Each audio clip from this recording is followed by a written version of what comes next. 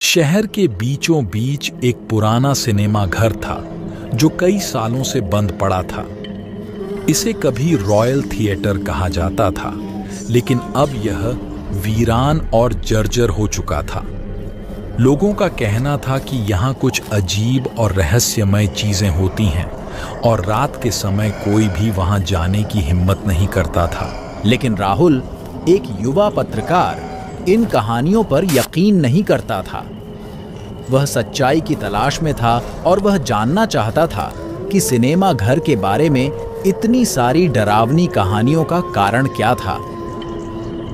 उसने सोचा कि अगर वह वहां रात बिताए तो वह उस रहस्य का पर्दाफाश कर सकेगा जो लोगों को डराता था।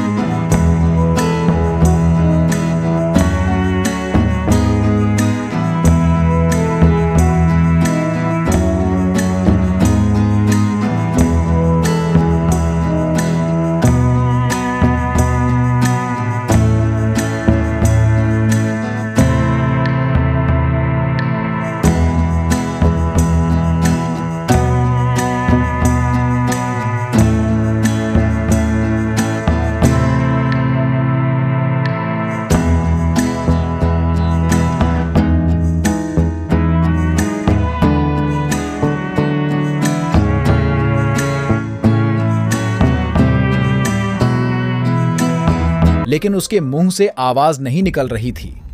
वह पूरी तरह से डर गया था।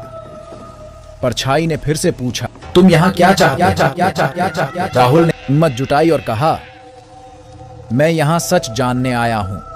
लोग कहते हैं कि यहाँ कुछ अजीब होता है। मैं जानना चाहता हूँ कि वह क्या है।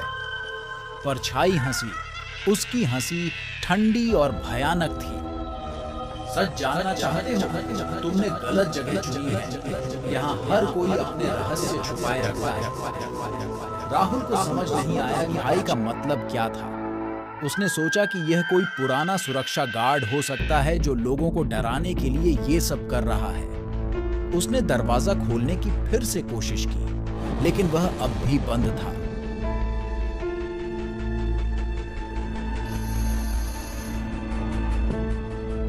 परछाई ने दीवारों के बीच से घूमना शुरू कर दिया और हर बार जब वह हिलती तो उसका आकार बदल जाता। राहुल को लगा कि वह एक ही समय में कई जगहों पर था। उसने कैमरे से रिकॉर्ड करना जारी रखा, लेकिन उसकी बैटरी तेजी से खत्म हो रही थी।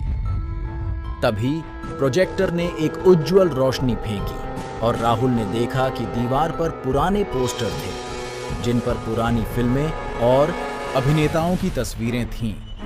लेकिन कुछ पोस्टर में चेहरों की जगह केवल काले धब्बे थे। यह देखकर राहुल का डर और बढ़ गया। उसने देखा कि परछाई अब उसके करीब आ रही थी। उसकी आंखें चमक रही थीं। वह तेजी से सांस लेने लगा और उसकी टॉर्च की रोशनी झपकने लगी। उसने दरवाजे को पूरी ताकत से धक्का देने की कोशिश की और आखिरकार वह खुल गया। राहुल ने प्रोजेक्शन रूम से बाहर भागते हुए नीचे की ओर दौड़ना शुरू किया। उसने देखा कि सिनेमा घर के हर कोने में अब वह परछाई थी, जैसे कि वह हर जगह उसका पीछा कर रही थी। वह किसी तरह बाहर निकलने में सफल हुआ और बाहर की ठंडी हवा में गहरी सांस ली। अगले दिन राहुल ने अपने कैमरे के फुटेज को देखा। उसने पाया कि प्रोजेक्शन रूम में जो भी हुआ था उसका कुछ भी फुटेज पर रिकॉर्ड नहीं हुआ था। केवल दीवार पर पोस्टरों की तस्वीरें ही थीं और उसमें भी किसी के चेहरे नहीं थे। राहुल को समझ नहीं आया कि उसने क्या देखा, लेकिन उसने सिनेमा घर में वापस जाने का कभी साहस नहीं किया। उसने अपनी कहानी प्रकाशित की, लेकिन उसने यह नहीं बताया कि वह परछाई किसकी थी या उसने उसे क्या कहा था। शायद कुछ रहस्य ही रहने चाहिए।